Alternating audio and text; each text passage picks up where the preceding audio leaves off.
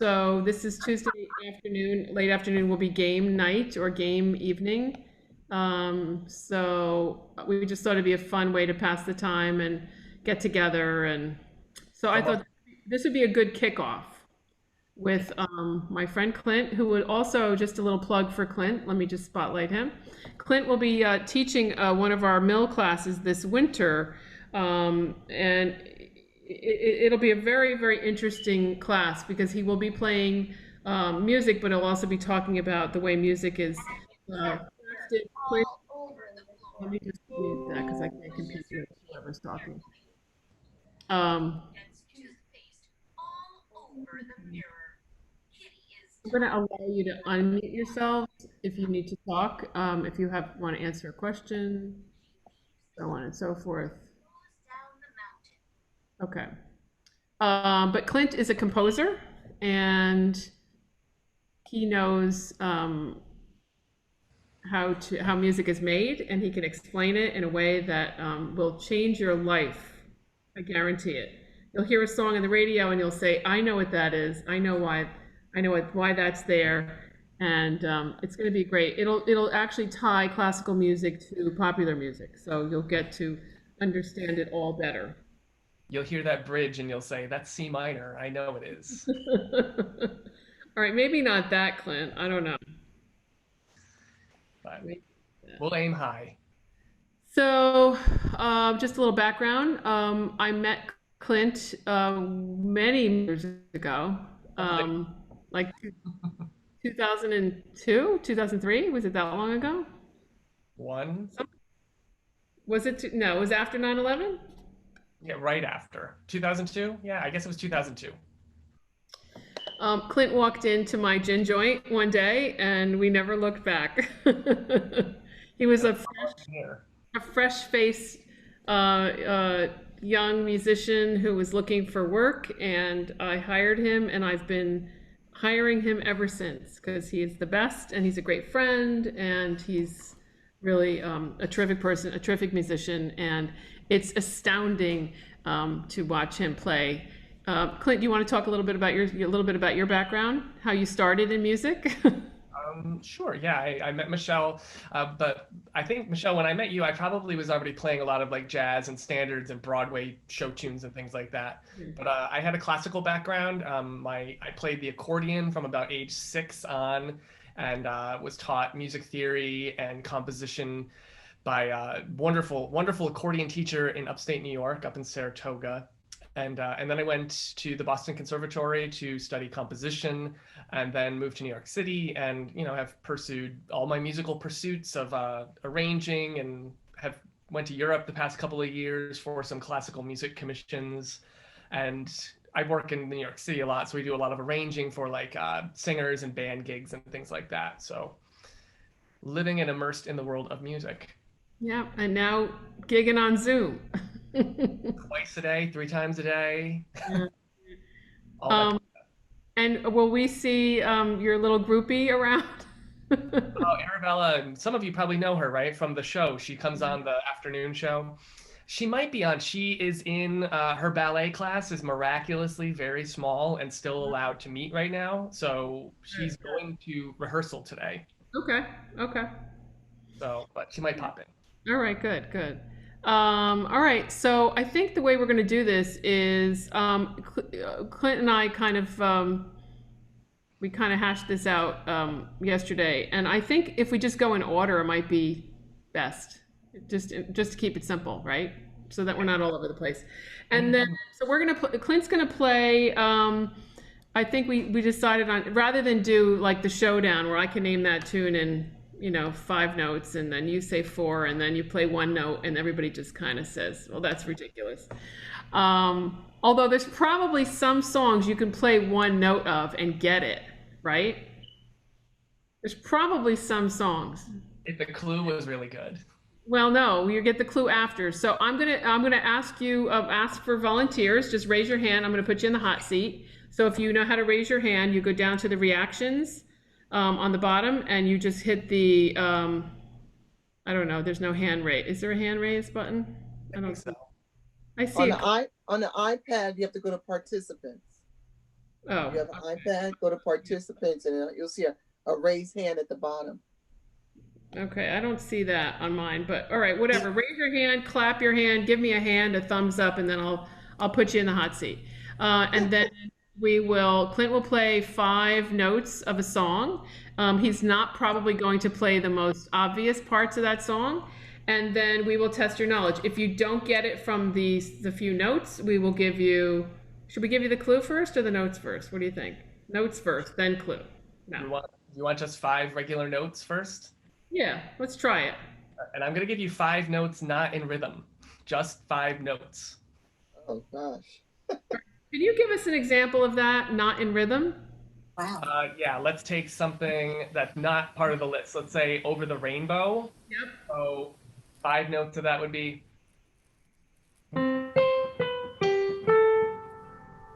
Okay, so not in rhythm. And what would in rhythm be, obviously? Okay, It's much more identifiable if you do the rhythm. okay, okay. And I think that if we can keep everybody muted, it'll make it easier to hear the music. So who wants to start? If the non-rhythm is too tricky, we can abort that. Okay, okay. But we'll go in order, okay? And I'm gonna keep score on you, and you can just raise your hand if you want to be in the hot seat. Who wants to go first? I'm gonna pick on you. I'll pick you if you don't say yes. So, who's gonna go first? Can he play the notes and we just hit raise our hand? Yeah, you could do that. We can do that, sure. Yeah, Would I you- like that. I like that because then Okay. nobody's on the hook. Okay, got it. All right. So, if you know, well, Beth wants to go. All right, we'll just do the hand raising part. So we're just going to play the 5 notes. I bet. I guess I have to just watch and see who raises their hand first, right? Let me get. Yeah, get I guess if that doesn't work, we'll go back to the hot seat thing, I No, guess. I can see everybody at once. I think Are you in gallery mode? I'm in gallery mode. All right, go for it. First song. Okay, so first song, just 5 notes, no rhythm. Ready? Now I have to think what the notes are. But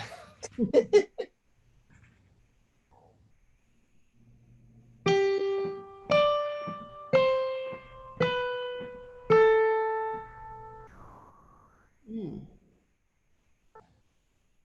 That's not in rhythm. Okay. Right. Anybody? You want to do it again? no rhythm? Can we do it with rhythm? With rhythm. With rhythm? Okay. Get it. And when, if at all, do I give them any kind of clue? If they don't get it after you play it. Okay. No, I was going to say, actually, why don't you give them a clue? Okay. Because I'm not going to give you an obvious clue. Because I think they're going to get it if you give it to them now. Okay. I'm going to tell you this is an Academy Award winning song. But the interesting thing about this song is that the movie was waiting for it and waiting for it and waiting for it. And the composer, this took weeks for him to write. And he wasn't able to crack it until one night on the studio lot. He wrote it in the middle of the night, almost instantly. But it took weeks and weeks of failure to get to this Academy Award. Okay. Now do I do it again? Do it again. I think it's Star Wars. Okay. Good guess, Marilyn, but I think that was Marilyn, but no. That is a good guess. Here it is with no rhythm.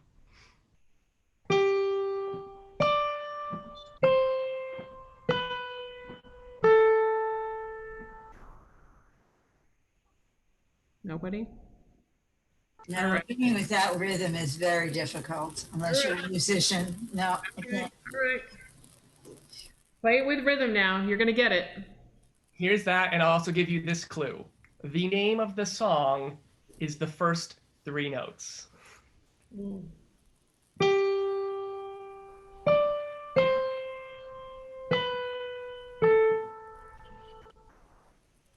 Sharon, what is it? Moon River. You got it, Sharon. Whoa. All right, now play it, Clint. Henry Mancini could not figure out how to write this song. It drove him crazy. And he Wow. wrote it at like 2 o'clock in the morning. Wow.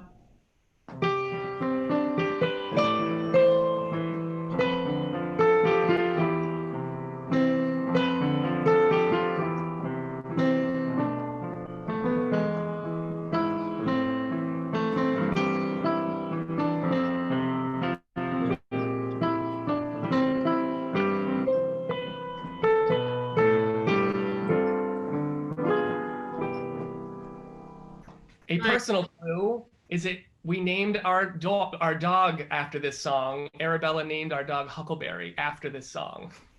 Aw. Oh, And he's that's right. a goon, but My Huckleberry friend, right? a Huckleberry friend, yeah. Right. All right, the next song, just go in order. Okay, just notes. Just give us the notes. All right, here are 5 notes.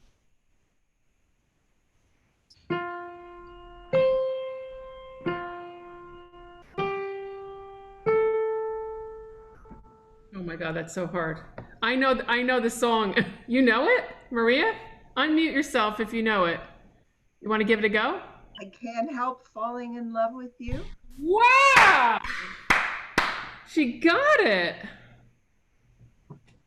Really good. What was your clue, Michelle? What was the clue for it? Well, I had 2 clues. The melody is based on a French song called Plaisir d'amour, which was penned in 1784 by a German with an Italian name, Jean-Paul Etide Martini. And then my next clue was going to be, this was a popular and famous love song, but I love this. But it was not sung to a love interest in a 1961 movie, but sung to a grandmother on the occasion of her birthday. I think we have an Elvis fan in the house because Blue Hawaii, he sang it to his grandmother, and there was a scene with the jewel box, right? I think it was a jewel box. He gives her a jewel box and he sings this song. So that's great. Can you play a few bars of that?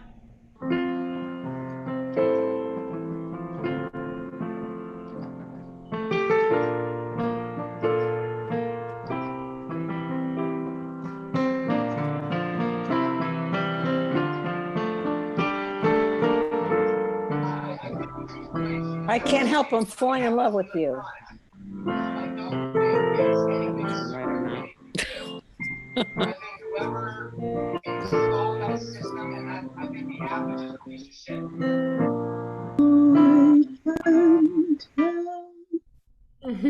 Oh, All right. Are you an Elvis fan, Maria? Maria? absolutely. And I've been singing it on mute because I didn't want to, but Very good. All right.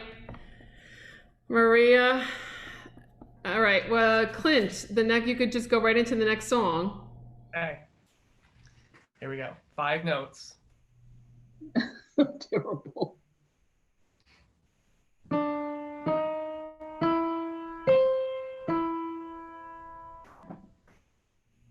Uh-oh. Marion? Marion? Yeah, The Sting. What is it? The Sting, the song from The Sting. Very good. I don't know if it has another name, but I think it's The Sting. Yes? The Entertainer, but we'll give it to you. Okay, great. Okay, thanks.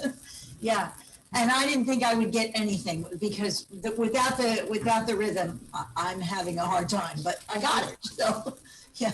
Really, really strip it bare. But I was going to say, if you didn't know this song was composed by the first classically trained Black composer to become a household name in America. Yeah. And then it was adapted into a score, which won an Oscar in 1973. And all the songs were adapted by Marvin Hamlish, all these rag songs. So Scott Joplin's Rag. Do you want to play a little bit of this? I will. And you want to know a very cool little tidbit I love about this song, or about the Sting thing with it, is they say that Marvin Hamlish, he won an Oscar for the score for arranging this music, that he got the footage of the film and he watched the film. And then if any of you are musicians or piano players, that there's a Scott Joplin book, which is a big fat book, like a phone book. And he cut the end of the book off so it became all loose pages. And he sat on the living room floor one night and just pasted all of the music together and then assembled it to make it into the score. Oh my God. So it's so cool. Him in 1972, 73, decoupaging with Scott Joplin, and he won an Oscar. Wow, that's amazing.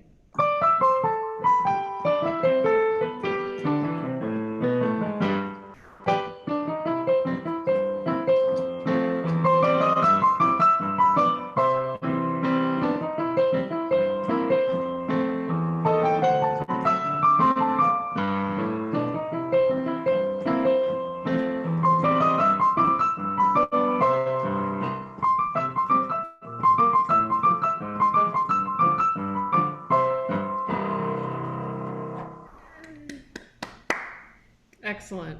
I think that was the first song that it's kind of scared me off of playing the piano. When my teacher gave me that song, I said, "That's it, I'm done. I can't do this." It's like that syncopation, that doing that rhythm was really too much for my brain. All right, let's go to the next one. Okay. This is a tough one. Yeah? This is a tough one. It's a great song, though. Here we go.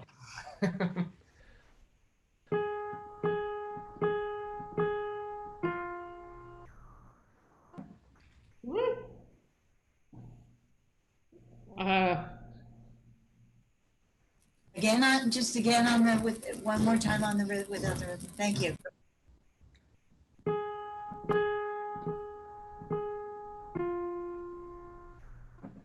wow, Clint, you picked the hardest 5 notes in that song. They're all the same.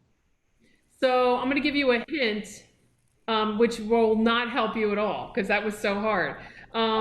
This was written by the songwriting team of Charles Fox and Norman Gimbel, household names. They're not. And was first recorded by the great Laurie Lieberman in 1972. Often, though, this is often considered possibly the greatest pop song of the 20th century, or it's a candidate for that. Wow. That's the chorus. Would you like the first 5 notes of the verse, which is also famous? Yeah.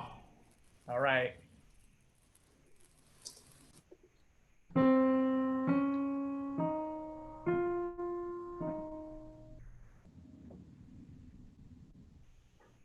All right, I think you're gonna have to play this with the rhythm. Okay.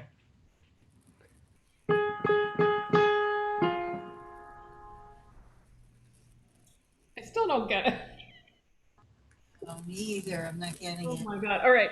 Got a couple It more sounds notes? like a kid's song we used to play when we were kids. I think Playmate. we need a few more notes, but I'm going to give you some more clues, which probably won't help you. The story that goes with this song, I'll tell you that afterwards, because that's not going to mean anything to you. The original lyrics were "with his blues," and that was thought to be too old-fashioned, so they changed part of the lyric to "with his song." Oh, Killing Me Softly. Killing Me Softly with Roberta Flack, right? All right, the clues help, right? Yes, of course, yeah. This is a great pop song. My God. Yeah. Beautiful. All right. Can you play a little bit? Right? Roberta Flack, yeah. Yeah, Roberta Flack. I heard.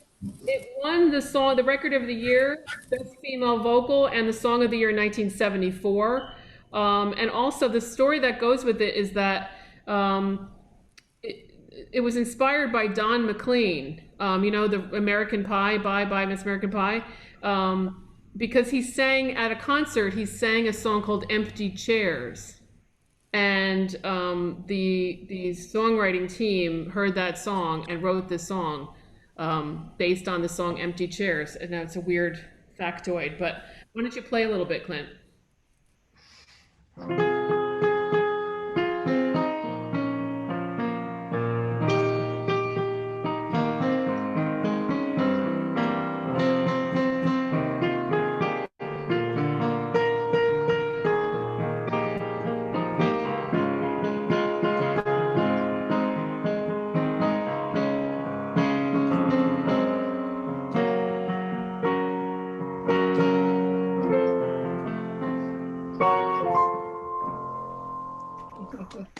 Amazing harmony. Such great harmony to that.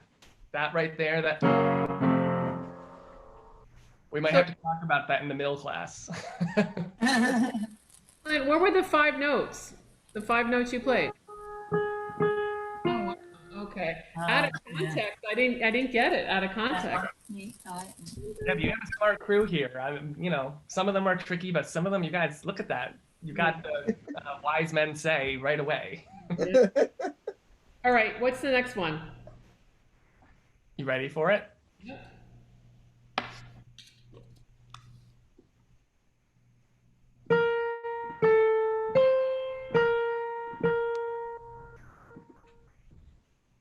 got it? I'll be home for Christmas.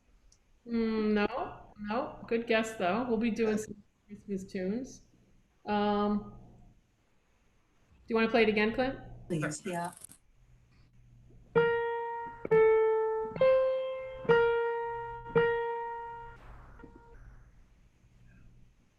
Mona Lisa?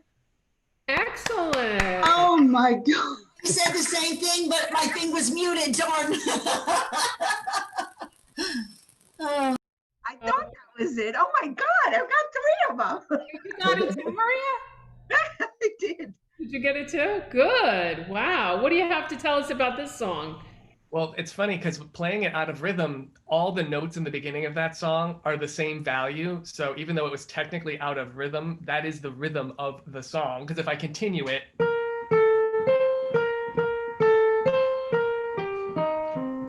you hear it. Oh, Belle, come here, quick, quick, quick, quick. Here, you want to see her in her ballet setup? There she is.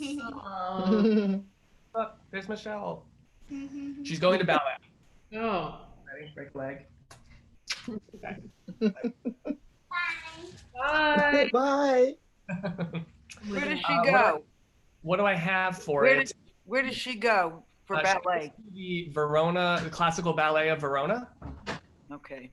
If you know, it's right on Bloomfield Avenue. There's a State Farm insurance thing right before the park in Verona. Yep. Right there. Yeah, my granddaughter used to go to Sharon Miller, but Okay. they're probably in, but she's not going right now. So Yeah, it's Yeah. crazy. What do I have for that? I have that it was written by these 2 gentlemen named Ray Evans and Jay Livingston, and they're not super well known and famous guys, but they wrote Tammy, and they also, Tammy, the song by Whitney, Michelle. Debbie Reynolds. Debbie Reynolds. Yep. And they wrote Buttons and Bows, and they wrote a whole slew of amazing songs. And they wrote Mona Lisa? They wrote Mona Lisa, tons of pop songs, Michelle. Really? Who sang that song? Nat King Cole. Okay. Can you play a little bit? Absolutely.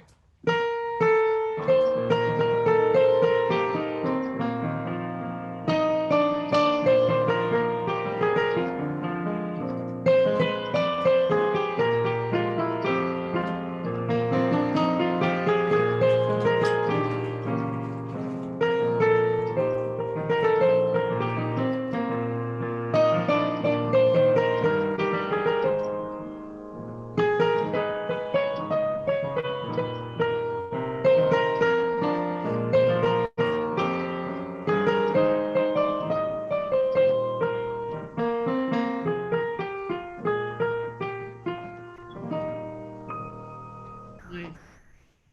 Beautiful. It's weird that those same people wrote Buttons and Bows, because I've always found that song to be just Annoying and Really? annoying. clinical. Yeah, yeah. Cutesy. All right, what do we have next? Ready? Yep.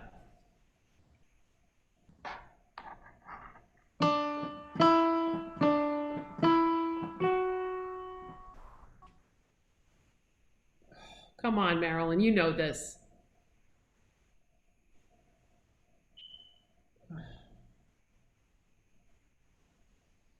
Sharon, I can't get anything without the rhythm. Have them play it again. play it again.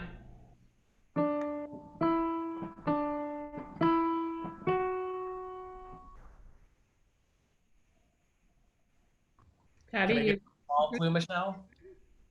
I'll give you a clue. If the narrator in Isham Jones and Gus Kahn's enduring ballad was looking for the perfect woman, he may never have found the one. He acknowledges that his lover can be mean and bossy at times, but he loves her despite her faults. I love that clue. I love it. It's great. Oh God, it's not going to help you. Want a tiny one? What? Those 5 notes are the title. Yep. I'll give you another hint. This version, arranged by Billy May, was used in a pivotal scene near the end of the romantic comedy When Harry Met Sally. When Harry was wandering New York City on New Year's Eve. And then Harry Connick Jr. covered the tune and earned him a Grammy for Best Jazz Vocal. Play it again, Sam. Play it.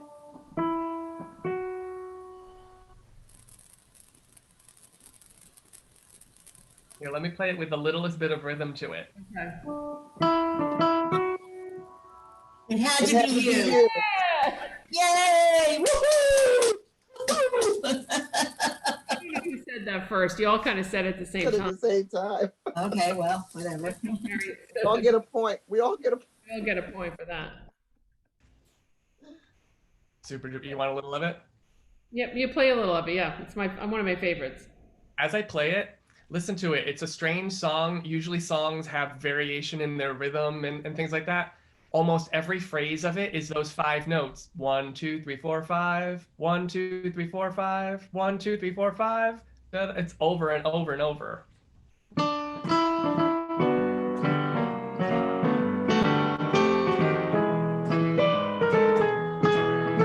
It had to be you. We said it already, Marilyn.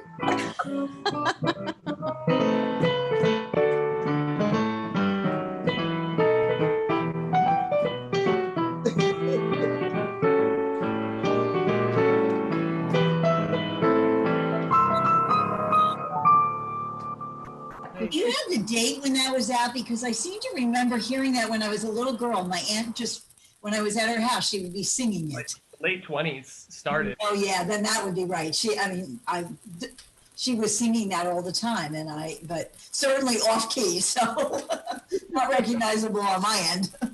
But that's one of the most famous songs, again, of the 20th century. It's always been famous. Sure. In movies and covers and things like that. It's never been forgotten. With all your faults, I love you still. Right? Yep. I've never made that connection before. I love this. I love learning about the history of the songs. This is fun for me too, with doing the research. All right, what do you have next? All right, you ready? Yep.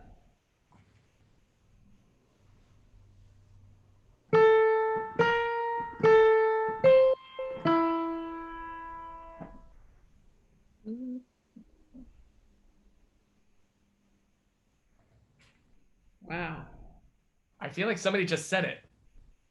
Maria, do you have it? Unmute yourself. Because of you? Wow. Oh my God. Really? Excellent. Very good. She got it. She got it. So Sang these songs. I don't know.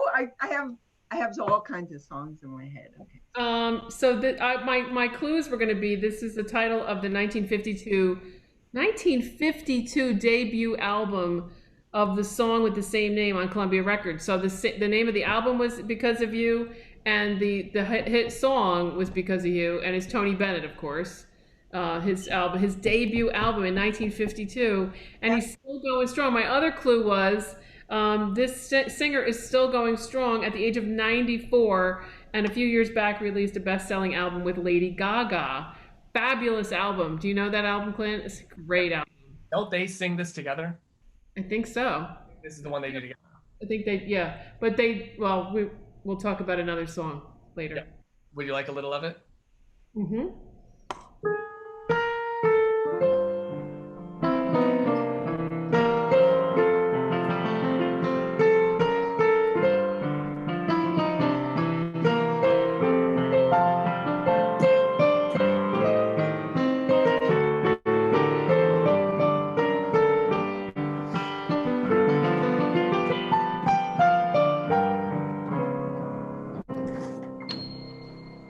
Nice. Also, if you're a musician today and someone says to you, will you play Because of You?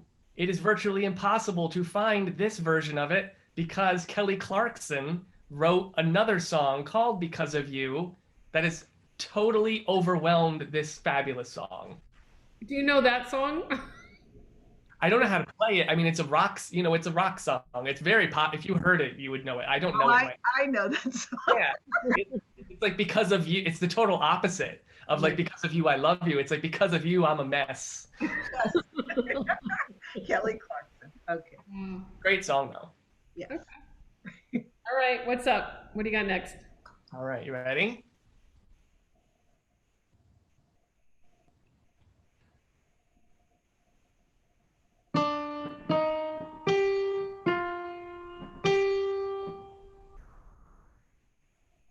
was gonna say. I left my heart in San Francisco. Francisco. Marilyn, you got it. Oh. Got it. Very good. Yeah, that song, that's pretty recognizable, right? Yeah. With those 5 notes. And plus we were just talking about Tony Bennett, so, you know. Tony Bennett on the brain. Yeah, Tony Bennett on the brain. You It were is a waiting for the thing, Tony. though, like, when I play out, you know, I don't sing, so I'm always just playing instrumental music. When I play, when I left my heart in San Francisco, even people who don't know lyrics of songs say the lyrics to that song. There's something about it. Same thing with Autumn Leaves. They, for some reason, there's something, I think sometimes certain songs have the most perfect setting of the words to the notes. They are just so perfectly intertwined, and there's only like maybe a handful of them. But that one is one of them that people always, I see them, they say it back to me, even if they're not singing, all the time. All right, so let's see, play it and see if we all sing. All right. Oh, I know.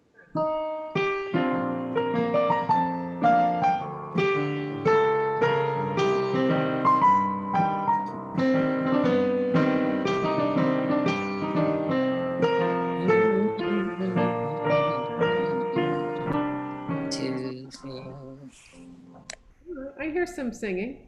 Yeah, such a fabulous song. You want to know your little thing about it? Yeah. So it was written by these 2 guys in San Francisco, and they pitched it to have it, you know, put out as a pop song. And everybody said, nobody wants that song. It will only be a regional hit. No one will care about your song at all. They said, it's terrible. So they were friends with Ralph Sharon. And if anybody knows their Tony Bennett, Ralph Sharon was the pianist that played for Tony Bennett forever. Ralph just died, I think, 3 years ago at 95 years old or something like that. He had it in his piano bench, and he gave it to Tony Bennett, who then put it in his piano bench.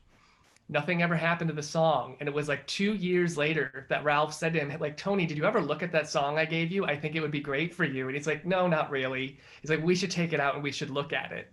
And boom. Wow. But it's sat for years. Did Tony Bennett have any connection to San Francisco? And none that I know of. Okay. That's what they said, that no one would care because it's like just about San Francisco, though it's clearly not, you know, so it's just, I guess, indicates how little people read or listen to things. All right. Love it, though. What's in your piano bench? Possibly a hit? Well, maybe you can get a job. You could be the replacement for the guy that passed away. I think it's what's his name? He works at William Patterson. It's Bill Charlap. If any of you guys are jazz fans, Bill Charlap is like the greatest living jazz pianist. Wow. He teaches at William Patterson. So I think sadly the job has been taken. Oh well. All right, what's up next? Really? Ready? Yeah.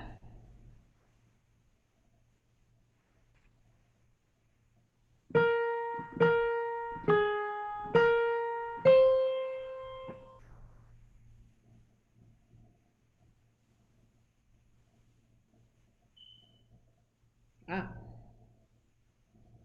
That's hard. Can you do it again? Again?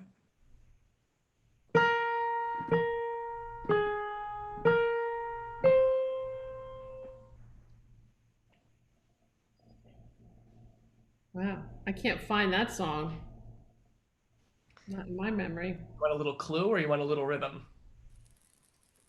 Which one? Which one do you want? Rhythm. Rhythm, that always goes.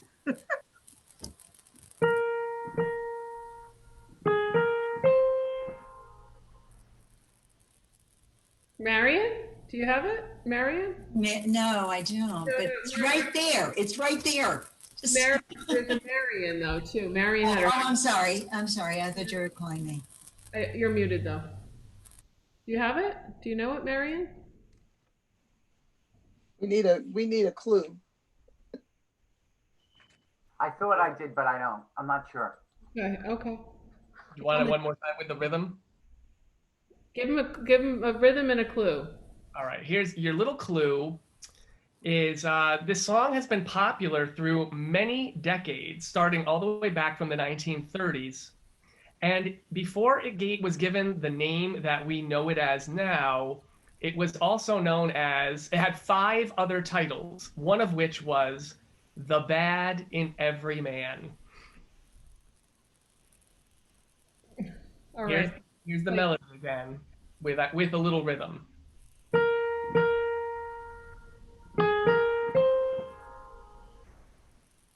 All right, Marion's got it now. Marion, you got it. What is it? You're still muted. Is it Blue Moon? Yes, you got it. Good. Very good. All right, play it a little bit for us. Absolutely.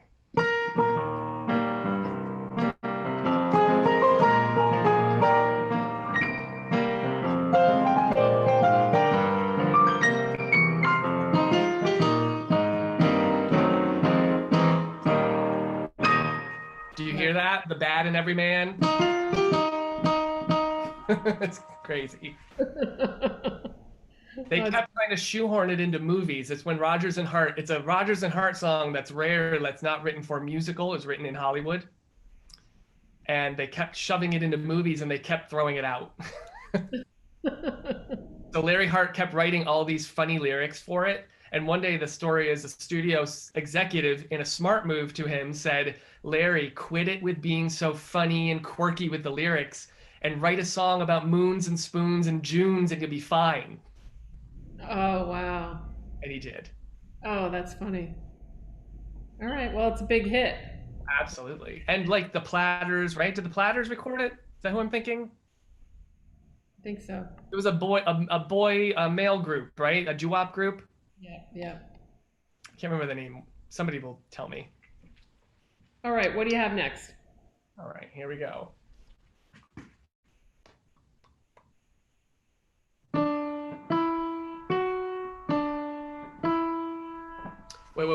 Wait. Sorry. Okay. Wrong notes. Oh,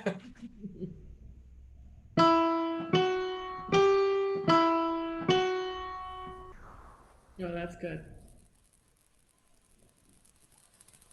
You're gonna get this. Darren, you got it? Anybody have a hand raise? Play it again.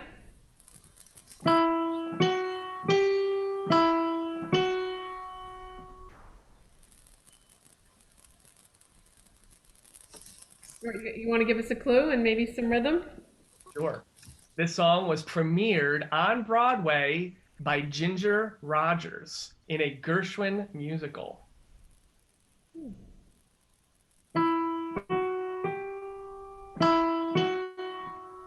My Funny Valentine. Ooh, good guess, Jeff.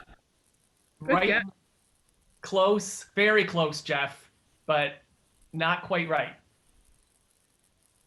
I Got Rhythm. Same musical, different song.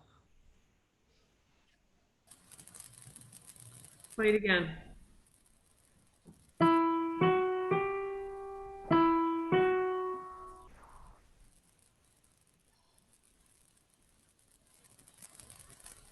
It's a little harmony.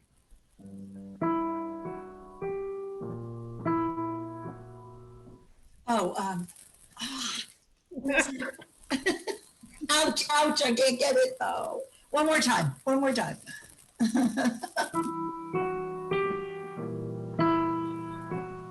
Yeah, it's that what I have some of the lyrics, but I don't think I have the title. Well, just start singing it. Oh no, you don't want that.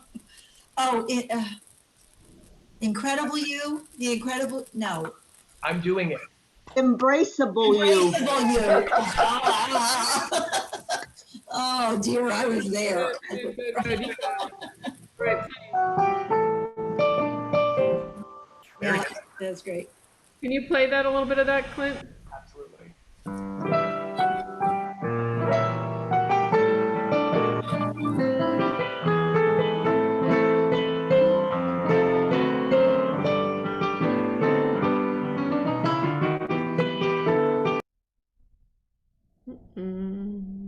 Clint is muted.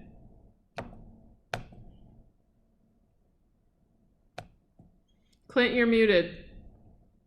Clint, you have to unmute. It's just making it harder.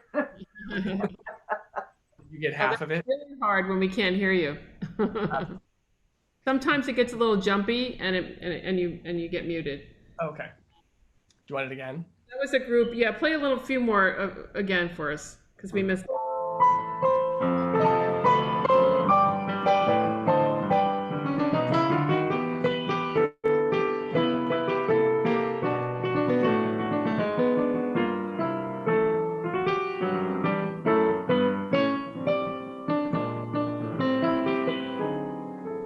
Nice. By the way, Blue Moon was by the Marcells. Ah, thank you. Thank you. You're welcome. All right, let's do one more of the standards and then we're going to move on to a different genre. Here we go.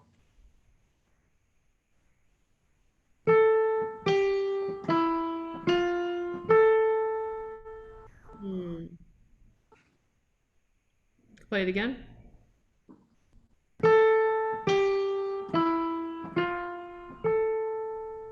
Come on.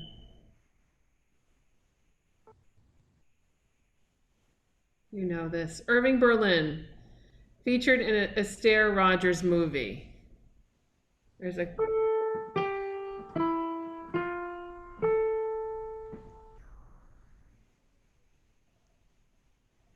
You want a little rhythm? The rhythm.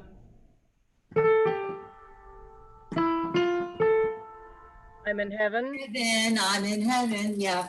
What's the name of the song? Dancing cheek to cheek. Good. You got it. That was a group effort. Can you play that, Clint? I love this song.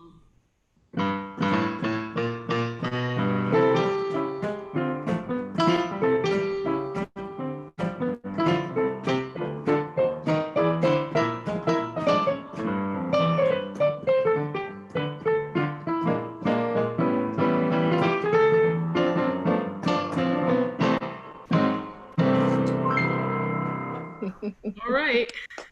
Great. It's fun when you listen to some of them, how much space there actually is between those notes. It's like 1, 2, 3, 4, 5. There's lots of room. Yeah. Is that for dancing? Is that for dancing purposes? It's just the melody, I guess. I don't know. Yeah. Could be, but not necessarily. All right. So our next, we're going to move into our next segment, which are going to be, I'm going to give you the hint, so it'll be maybe a little bit easier, but these are Broadway tunes. So we'll start with the first one, Clint. Okay.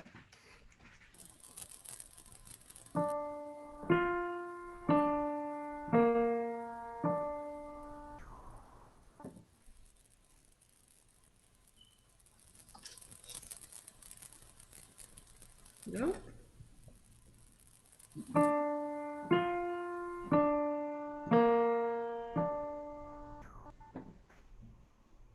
Anybody? You want to give us a hint, Clint? Sure. I don't know how helpful this will be, but this tune was written by a composer who was an interior designer who had a trapeze in his living room in New York City. Oh, not very helpful, but interesting. Rhythm, and imagine what he did on that trapeze.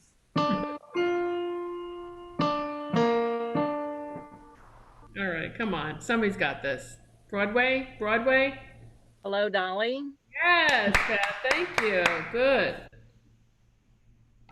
Trapeze in his living room. Really? Yes.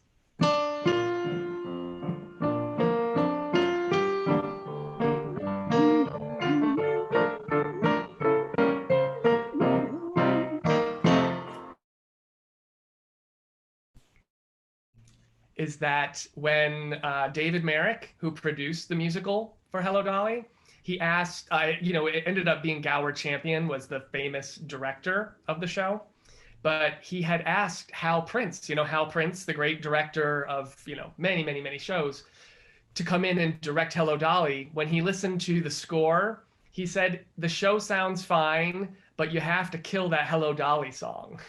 Wow. He didn't get the job. I bet. I bet. All right, what's up next? Okay, you ready? Okay.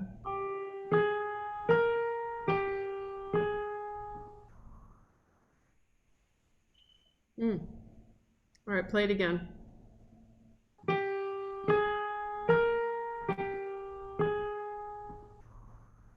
All right, you're going to need some hints for this one. And I'm hoping that Marty will take himself off mute and help us with this one, because I know Marty knows this.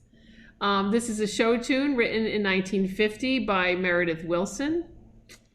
And also, it was sung by Barbara Cook on Broadway and Shirley Jones in the movie. Now play it with some rhythm, Clint.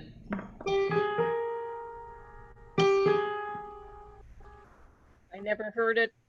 There were birds in the sky. Never heard them singing. Yada yada. Till there was you. Hey, thank you. Don't make me sing. Don't make me sing the whole song, please.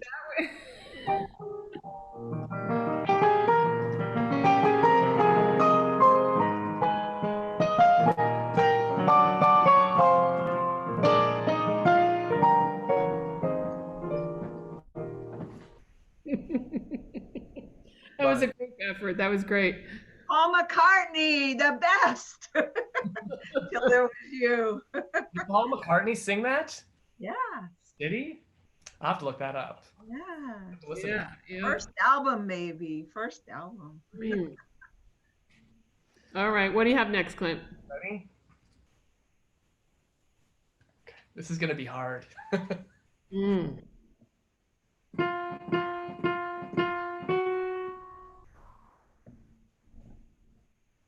Come on, Clint. That's, you know what's so hard is that both the chorus and the verse, they're all the same note. So out of context, it's really crazy. Yeah. Do it again. Here's the chorus. This is the chorus and the title of the song.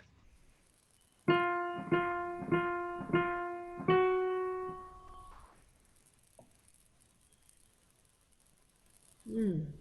All right, give us a hint. This was written by a very, very successful British composer, but he wrote it. It's written about a hot climate, but he actually wrote it in a cold, wintry hotel in Bath, England.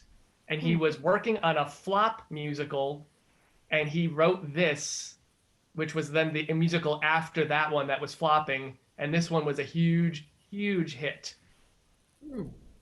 British composer, very, very successful. Can you give us the rhythm?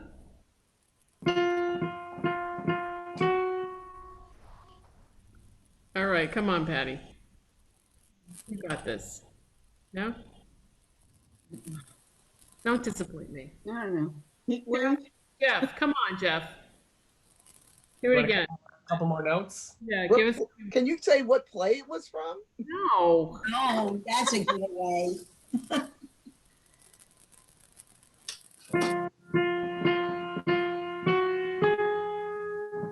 Jeff, are you awake? I don't know. Is it by Andrew Lloyd Webber? Yes. Yeah, but Is it something from the Phantom of the Opera? Earlier than that. Jesus Christ Superstar. Later Is than that that. him? Michelle's doing it. Michelle's doing it. It's from Cats. Cats. Oh, He's on the balcony of the Casa Rosada. Evita. thank you. Who said that? Oh, Don't Cry for Me, Argentina. Yes, play it, Clint.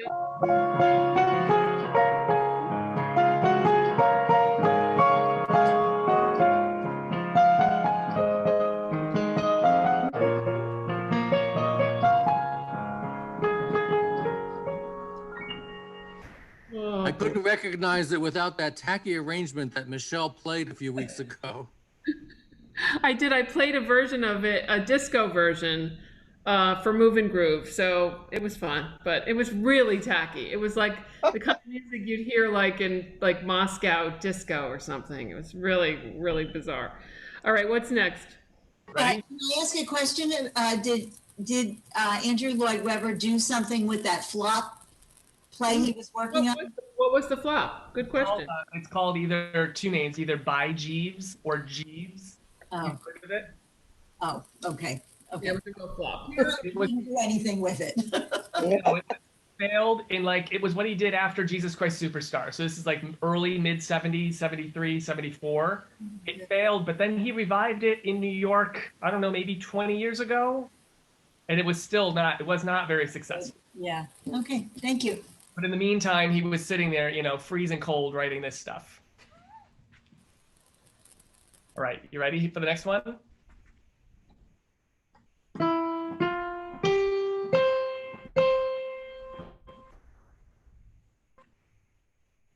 Send in the clowns. Jeff, you're very good. It could be a candidate for that, but it's a different one. On the street where you live? Good guess, but no. Good guess too. Similar era to that. Again?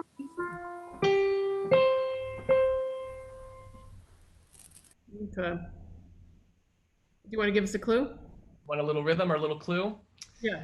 A little clue is it's a Rodgers and Hammerstein song, which was up first written for South Pacific, but rejected. It was originally called Lucky to Be Me and was rejected and then used later in another show.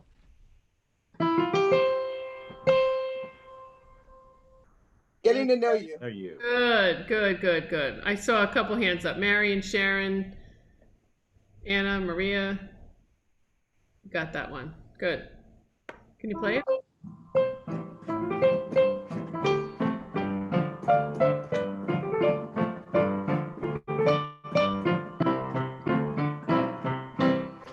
Nice. It was originally in the spot in South Pacific for Younger Than Springtime. But they said, I think appropriately, that the melody was too happy. It was too jaunty for the spirit of that moment in the show. So they cut it from there, but they said it's a good melody, so we'll find another home for it. And so it went into The King and I. Interesting. Oh, wow. Interesting. All right. What's next? All right.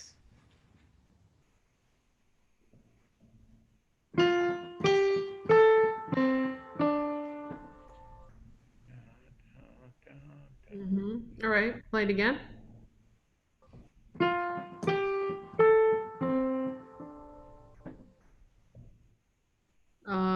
I need a hint.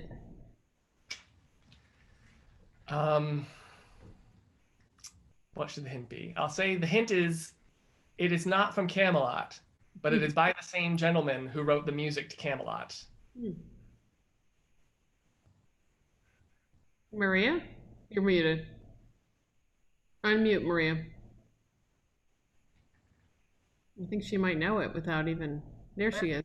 Where is love? No.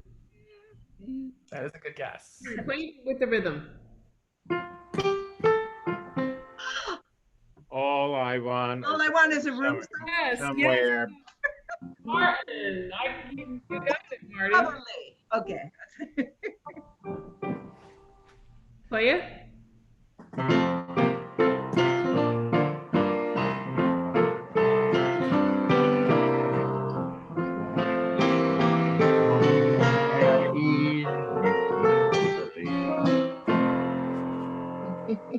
You have to sing that with a Cockney accent, don't you?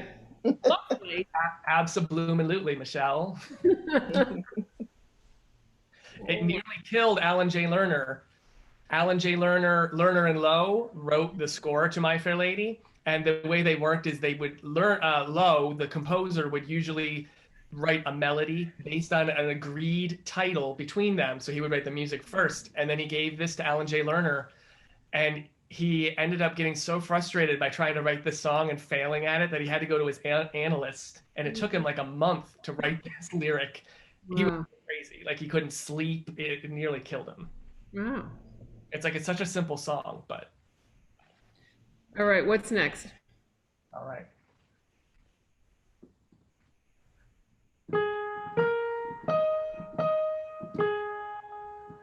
Isn't it written? That's Come on, Marty. What's the song? Isn't it rich? What's the song? Send in the clowns. Yeah, there you go. There you go. I think Maria had it too. You want a little of that? Of Yeah. course.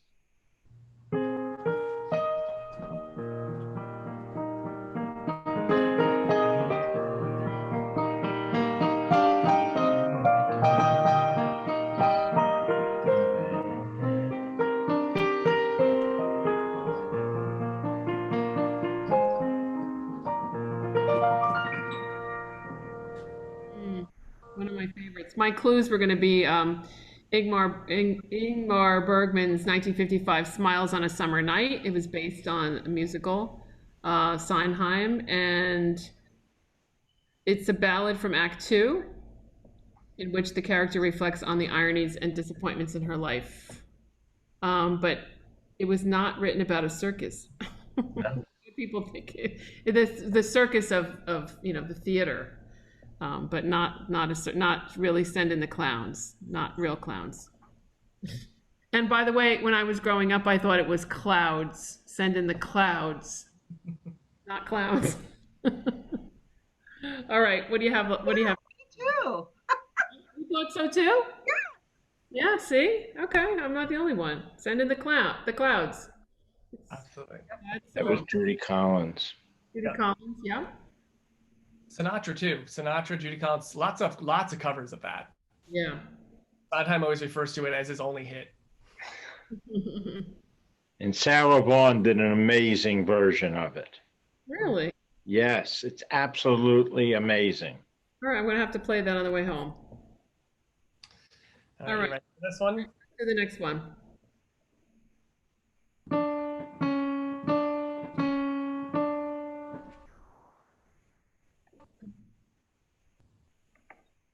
Play it again.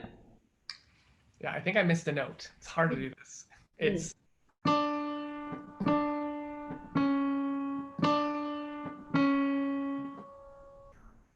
Wow. All right. The song as the show's greatest emotional, this is the show's greatest emotional wallop, and it's the show's signature tune. This is the song that when you're walking out of the theater, you're humming and singing. Okay. Play it with the rhythm, Clint. It's a tough one.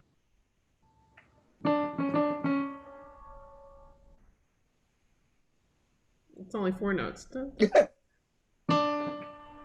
Oh. Okay. That's really hard. sounds like Oz. Yeah. It fades with them kicking. That's it. This is the choreographer's quote. It fades with them kicking. That's it. That's the end of the show. There are no bows. I don't believe in bows. Just the fade out. That's what a dancer's life is. What's that song? All That Jazz? No, good guess, Sharon. Anybody else? Chorus line, Fourth line? What song? every step, every little, Oh, yeah. Singular sensation, like that. What's the song? All right, play it, Clint. One. One.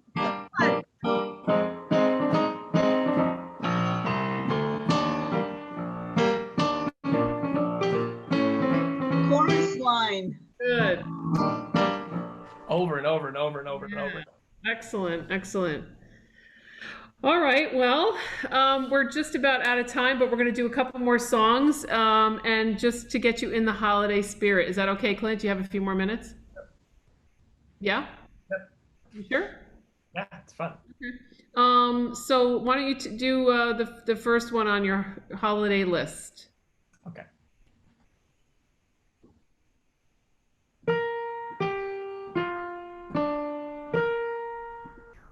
What is it? The song's title originally included the slang for urination, but they changed the title. Did you know that, Clint? No, I don't know what slang you mean. The slang for urination would be tinkle. Oh, Jingle bells? Not Jingle Bells. Play it again.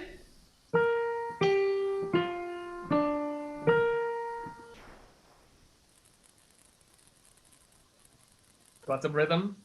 Yeah. Oh, Oh, city sidewalk, busy sidewalk. Come on, Sharon, keep going. Holiday. Silver bells? In the air, silver, thank you. Good. Silver Silver Bell. Play a little bit of it, Clint.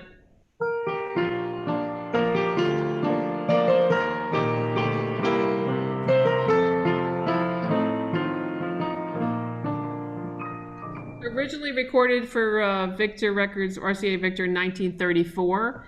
Guy Lombardo made it famous, Johnny Mercer's version, and Perry Como, 1959, on his Christmas album. But we all know that song. It was originally Tinkle Bells, and the composer's wife said, "You can't name it Tinkle Bells. That's skiing." They changed it. I swear to God, I read that. What's the next one, Clint? I'm trying to think of how the melody goes. Oh, I just gave you the clues for the second one, but that's okay. All right. Ready? Mhm. Oh, this is hard with the melody. Yeah.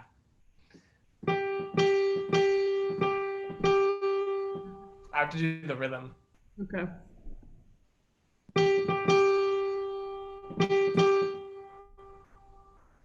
Oh, that's Silver bells. No, we just did Silver Bells. Jingle Oh, bells? Silver, are you listening? Wonderland. Walking in a winter wonderland, that's what it is. Anna, did you just say it? Who just said it? Wonderland to Winter Wonderland. Who said that? I I did. did. I did. Okay, it's a tie. Two of us did. Both of you said it. Very good. Winter Wonderland. That's the Guy Lombardo did it with Johnny Mercer and Perry Como. Yeah, you need the sixth note on that one because it's 1, 2, 3, 4, 5. Terrible. All right, play the next one. Okay.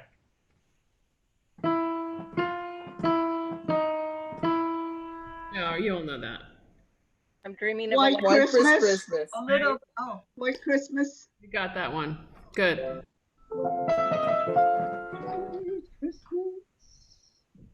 And the next one?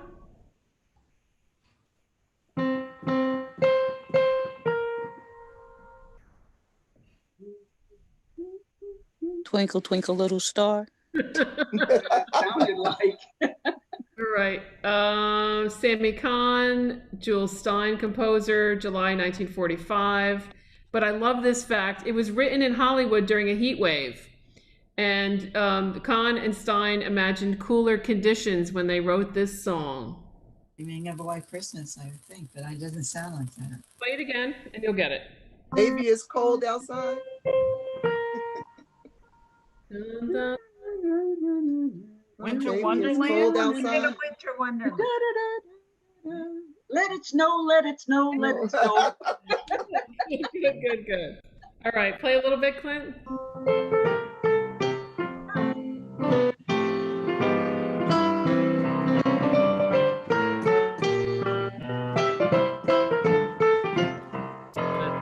All right, we have one.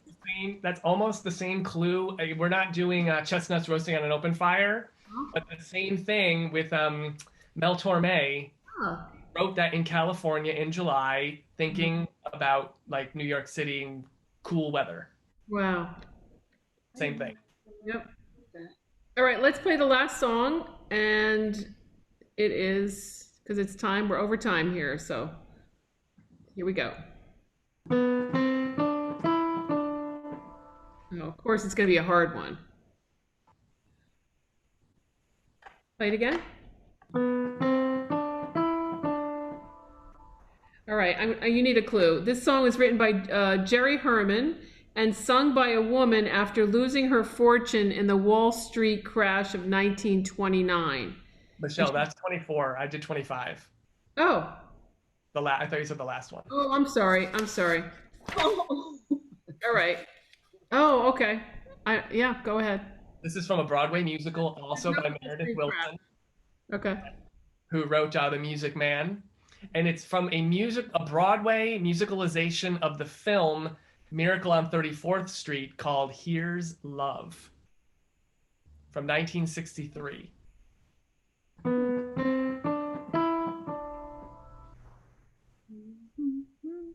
Is that with the rhythm? That's not. Here's the rhythm. Oh, come on.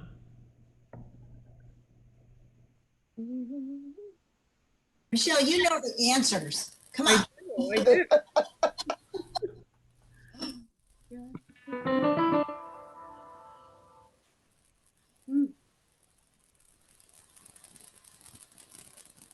All right, play a little bit more.